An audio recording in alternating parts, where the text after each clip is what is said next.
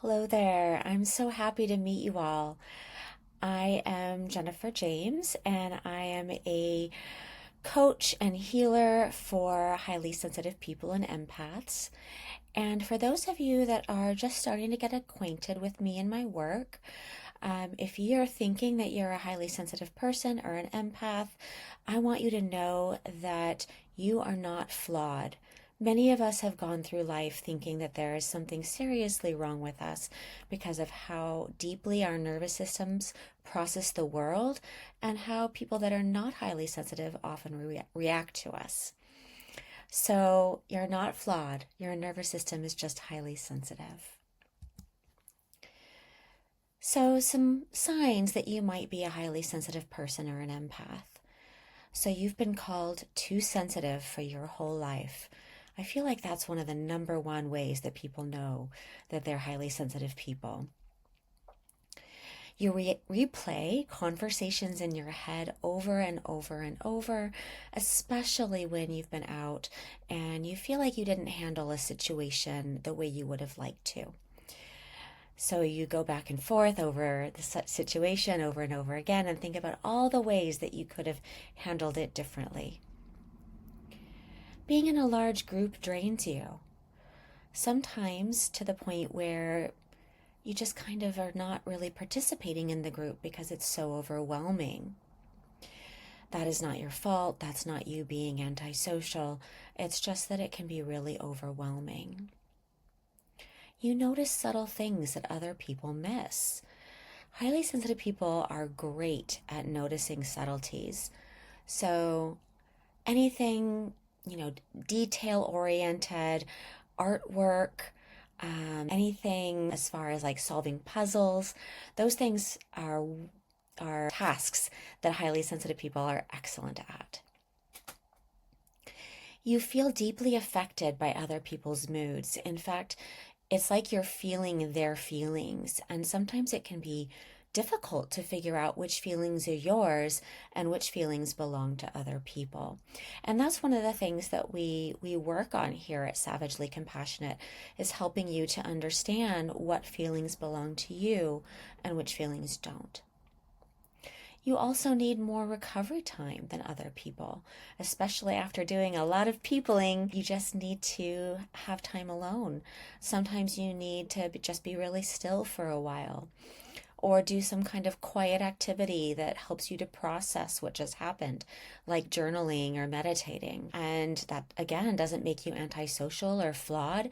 It's just that your nervous system is functioning at such a deep and intense level that you need time to recharge. So, being a highly sensitive person is a biological trait. It's a normal trait that is inherited, like your eye color or your hair color. It's not any kind of a diagnosis. It's not a disorder. It's a biological trait. And about 15 to 20% of people are highly sensitive. And half of those are men. So it's split pretty evenly by gender. Highly sensitive people process emotional and sensory input more deeply. Lots of deep processing, deep thinking. Sometimes it can even feel like ruminating because you're going over and over mistakes and problems looking for solutions. Again, it's not a disorder or a flaw. It is a biological trait that is inherited, and it's completely neutral. Although it is neutral, it probably felt like a problem for you in the past, and here's why. A lot of highly sensitive people grow up feeling misunderstood. Their nervous systems are finely tuned, and they're taking in a lot of information, and because of all of the information that's being processed, they get overwhelmed and they get tired more easily. If other people were processing at this deep level, they also would be getting tired more easily.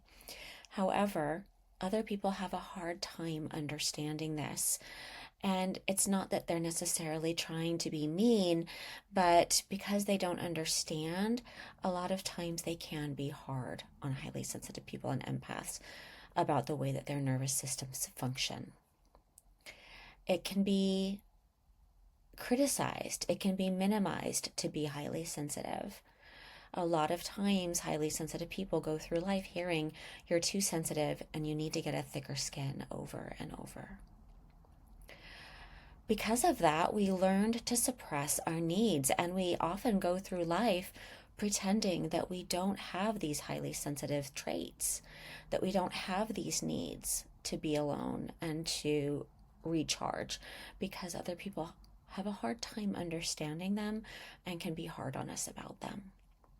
However, pretending is a lot of work, and it doesn't always function so well. Sometimes the sensitivity comes through no matter how strong your mask is. So we learn to override, we learn to pretend, but we really, because our sensitivity is actually a beautiful trait to have, rather than overriding and suppressing, it would be much better for ourselves and for the world for us to embrace our sensitivity, embrace our nervous systems, and do the work in the world that we were meant to do, to create peace and beauty and understanding and compassion, because the world really needs all of those things, especially right now. So here's the core reframe. Your sensitivity was never the problem. Your nervous system was simply under-supported. And here at Savagely Compassionate, we're helping you to find ways to support your nervous system and better understand how your nervous system works, so that you can help the people around you to understand and to better support you.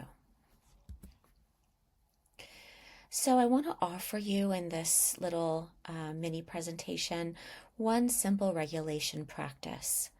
So extended exhale breathing. The way that it works is that you breathe in deeply through your nose and into your diaphragm. A lot of people breathe up into their chest area, which is more activating. We want you to breathe lower into your belly. You can even imagine blowing up your belly like a balloon. Sometimes it helps to put your hands on your belly so you can feel that breath filling up your diaphragm as you breathe. And then exhale slowly out of your mouth. The exhale should be longer and slower than the inhale, because that tells your nervous system that it's safe to relax. So it usually takes a few breaths, but after doing this a few times, your nervous system will start to slow down and to become more calm. So I'm just going to demonstrate for you. Deep inhale through the nose. Slow exhale through the mouth. And then repeat until your nervous system feels calmer. So unfortunately, there seems to be this idea out in the world that you can't be sensitive and strong at the same time. And I definitely challenge that idea, because sensitive people are not weak. They're perceptive, they're intuitive, they're highly emotionally aware and intelligent, they're creative, they're often artistic, writers, painters, fashion designers. They're compassionate. They make wonderful therapists, coaches, social workers, and they're wired for meaning and connection. All of these things are beautiful traits to have. So value your sensitivity. Show people that it's truly a superpower and not a weakness, not a flaw. In fact, it is a form of intelligence. Once you get your nervous system to be supported properly, you as a highly sensitive person can become anything you really want to be. Often highly sensitive people are healers, creators, counselors, peacemakers, teachers, and deeply compassionate leaders. Yes, sensitive people can also lead. We're wonderful teachers, and we're often great at helping people to find the reason why they do the work that they do, and help them to be in touch with what helps them to be empowered and what is the word I'm looking for? Inspired. We can help them find their inspiration. So what happens next? So now that you have a better understanding of how your nervous system works, you can really start to begin your healing journey. And the next step is learning how to regulate your overwhelm, how to stop absorbing everyone else's emotions, and how to tell your own emotions from the emotions of other people. How to build emotional boundaries and stronger relationships, and how to support your nervous system with compassion instead of shame. Because we really cannot function on shame. All of that information is available to you within Savagely Compassionate and the work that I can do here and the products that I have to offer. This is only the beginning. So inside my deeper healing work, I teach highly sensitive people and empaths how to regulate their nervous systems, stop absorbing everyone else's emotions, heal emotional wounds, build better boundaries, reconnect with themselves, and finally stop having that feeling inside that they're broken. If you'd like continued support, guidance, meditations, and healing resources, make sure you stay connected through the emails that I will be sending you. You deserve support that honors your nervous system instead of shaming it. And I am so glad that you are here. I'll be including this information in the welcome area, but I have a link for my healing library and for my website at savagelycompassionate.com. And you can also contact me directly by email at jenniferjames@savagelycompassionate.com. Welcome. It is lovely to meet you. I really look forward to working with you and really helping the world to have more highly sensitive people that understand their nervous systems, know how to support themselves, and can do the amazing work in the world that they were meant to do. Lots of love to you. Take care.